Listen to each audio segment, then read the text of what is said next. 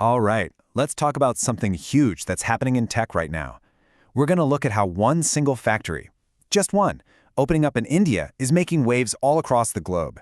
It's a really fascinating story about big ambitions, smart strategy, and a major shift in the world of hardware. So let's just get right to it with the biggest question of all. Why is everyone talking about this? I mean, it's just one factory, right? How big of a deal can it be? Well, as you're about to see, this is not just any old factory. It's a really big move in a high-stakes global game. And to understand just how big, check out these words from India's Prime Minister Narendra Modi when he inaugurated the facility. He called it the dawn of a new era. That's a pretty powerful statement, and it really sets the stage for what this is all about. This isn't just an industrial project, it's being framed as a historic turning point. So what really makes this place a historic turning point? To get that, we need to take a look inside and understand what actually goes on there. Okay, so here are the key facts you need to know. This is India's first ever semiconductor ATMP facility. It's being run by a huge US company, Micron Technology, and it's located in Gujarat. The big takeaway here, this is a landmark moment. It's the very first concrete step in a much bigger plan for the country. Now you're probably seeing that acronym, ATMP, and wondering what it is. Well, it stands for Assembly, Test, Marking, and Packaging. Basically, think of it as the finishing line for making a computer chip. This isn't where the chip is originally created from scratch. Instead, this is the crucial final stage where raw silicon wafers are cut up, tested, and packaged into the finished products that power, well, everything. It's a super strategic first step into the hardware game. And here's a simple look at how that works.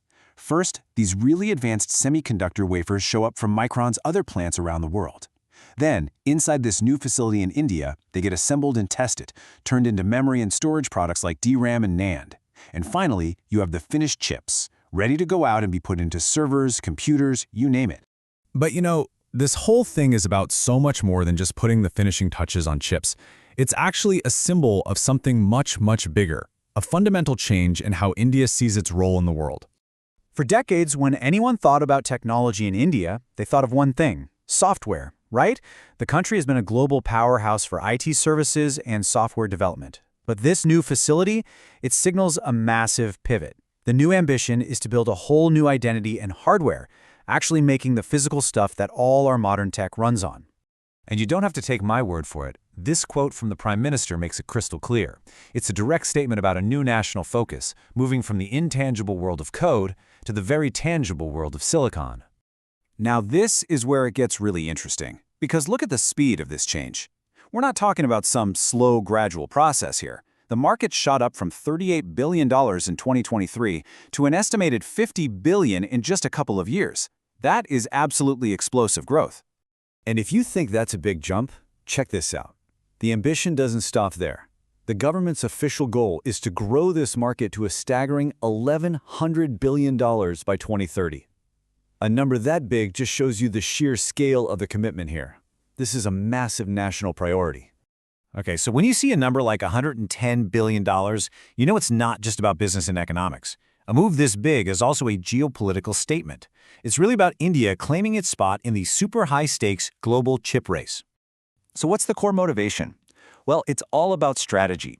Our entire world runs on these tiny little semiconductors, and for a long time, the supply chain has been really concentrated in just a handful of countries.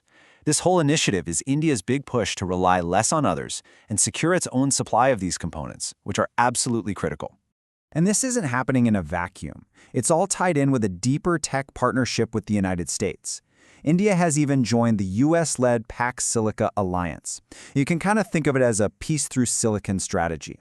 It's a group of nations focused on making sure the supply chains for key technologies like AI and the minerals needed to build them are secure. In fact, the US ambassador to India put it really plainly. He said, this event marks India's official entry into the global supply chain as a manufacturing nation. And he made a point to add, this is just the beginning, really underlining the long-term strategic importance of this whole thing. So, one factory is officially up and running, and the whole world is paying attention.